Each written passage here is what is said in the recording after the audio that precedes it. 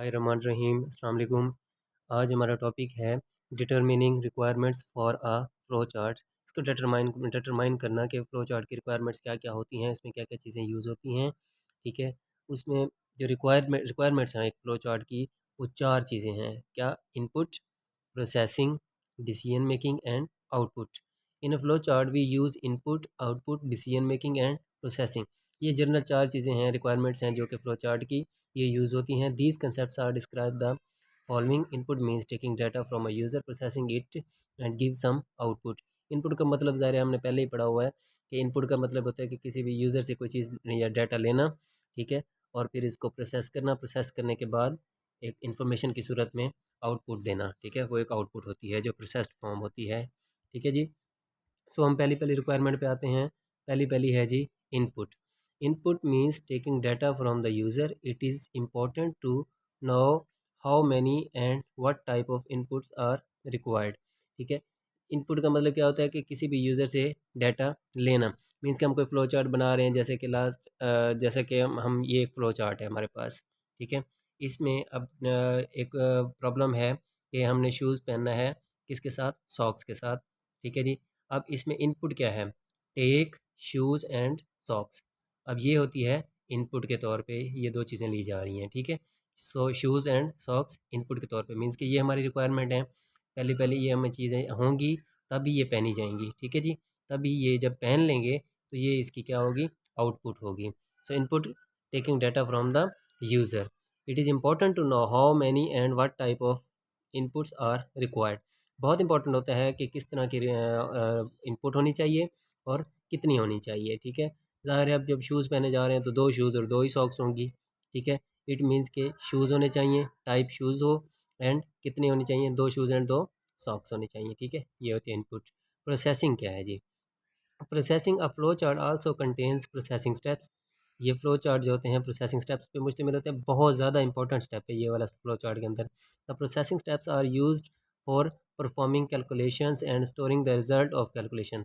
जो इनपुट ली उसके ऊपर इसको ऊपर ये प्रोसेस किया जाता है, यही प्रोसेसिंग होती है। प्रोसेसिंग में वो इनपुट को प्रोसेस किया जाता है, उसको कैलकुलेट किया जाता है। कैलकुलेट करने के बाद उसके जो आउटपुट, उसका जो रिज़ल्ट आता है उसको क्या करता है? वो स्टोर करते हैं। These may includes increasing, decreasing a value, adding, multiplying, dividing two values।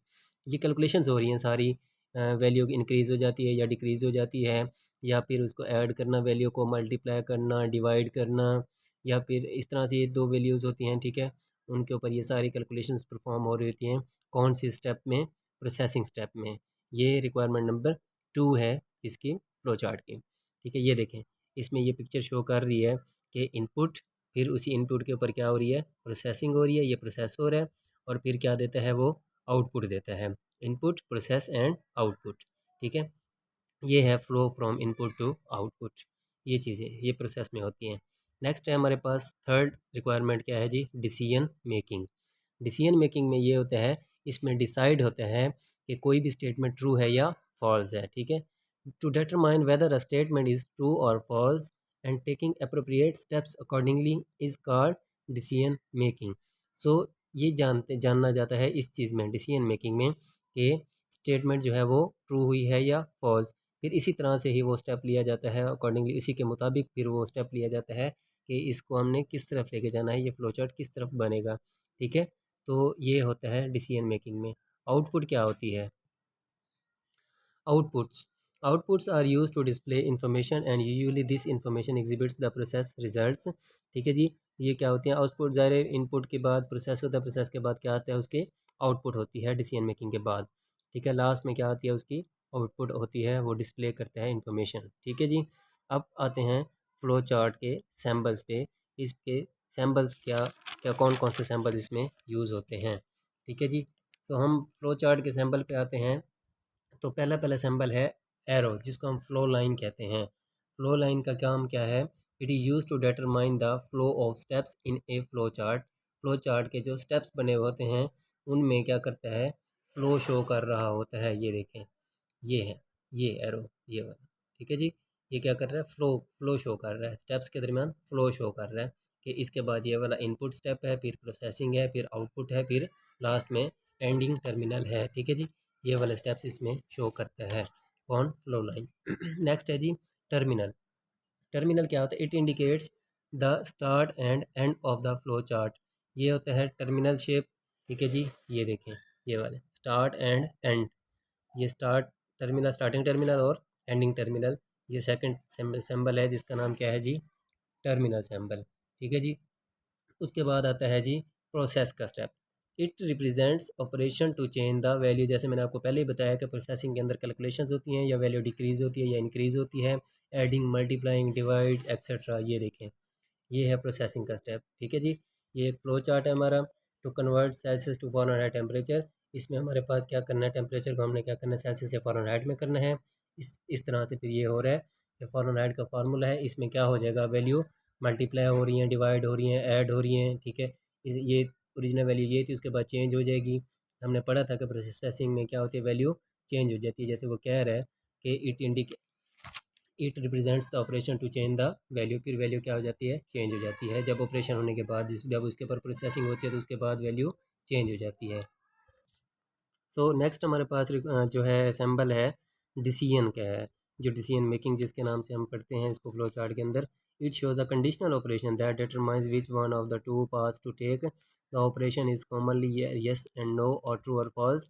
इसमें हम देखा जाता है कि दो रास्तों में से कोई एक रास्ते का इंतखाब करना है, मीन्स कि ये येस होगा या नो होगी स्टेटमेंट। ये डिसीजन करता है, ये डिसाइड करता है, ये वाला स्टेप। डायमंड शेप होती है ये। ठीक है जी, ये देखें यहाँ पे, ये डिसाइड कर रहा है, यहाँ पे डिसीजन हो रहा है। जैसे कि वो फ्लो चार्ट में कहता है कि determine weather a given number is odd और इवन।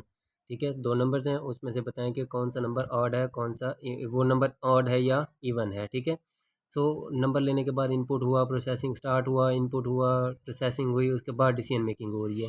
डिसीजन मेकिंग में देखा जा रहा है कि रिमाइंडर अगर ज़ीरो है, यस और नो की बात हुई थी ना हमारे ट्रू और फॉल्स की, कि अगर रिमाइंडर ज़ीरो होगा तो फिर इवन होगा, अगर रिमाइंडर नहीं होगा ज़ीरो तो ऑड होगा। तो इसमें देखें ये डिसीजन हो रहा है, यहाँ पे ये डिसाइड हो रहा है। ये वाला जो सिंबल है फ्लो चार्ट का, डिसाइड कर रहा है कि नंबर क्या है, इवन है या ऑड है। ये काम है किसका? डिसीजन सिंबल का।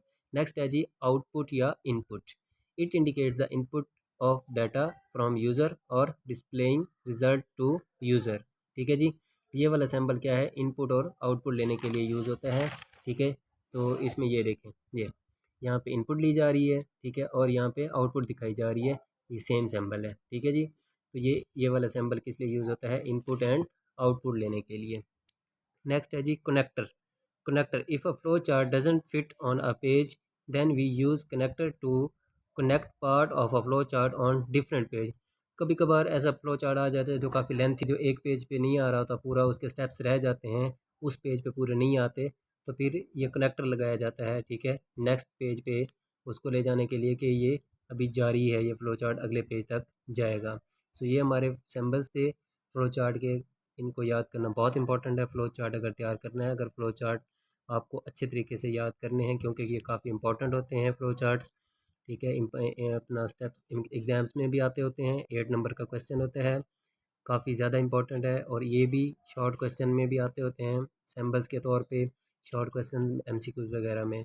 सो इनको याद करना बहुत इंपॉर्टेंट है। फ्लो चार्ट को तैयार करने से पहले इनके सैम्बल्स को तैयार करना, इनकी रिक्वायरमेंट्स को तैयार करना बहुत इंपॉर्टेंट है। जी, अल्लाह हाफ़िज़।